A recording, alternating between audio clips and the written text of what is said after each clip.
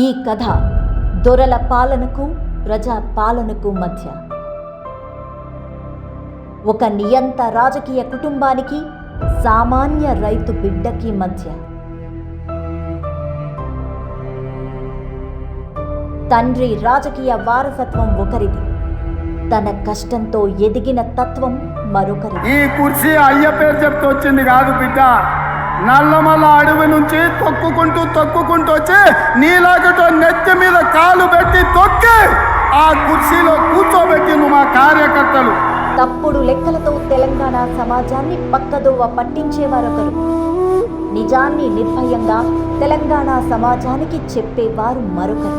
ముఖ్యమంత్రిని సైతం దూషించే సంస్కృతి ఒకరిది, ప్రత్యర్థిని సైతం గౌరవించే మనస్తత్వం మరొకరిది. ఎమ్మెల్యేగా కూడా గెలవనివ్వమన్నారు.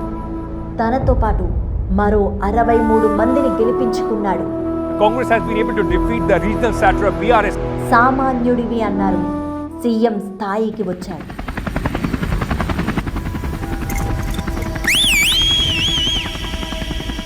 యనమల రేవంత్ రెడ్డి అనే నేను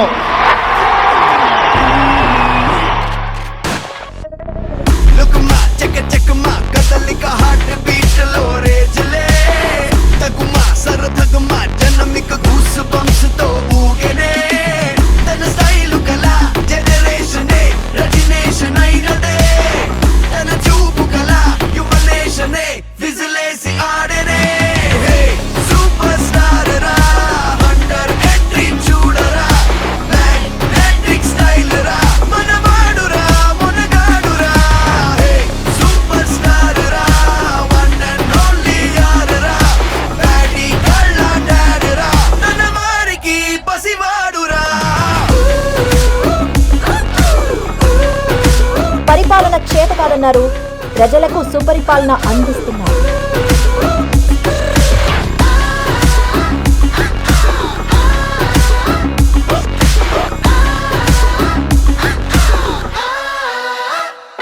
పెట్టుబడులు తీసుకురాలేవు అని వెక్కిరించారు.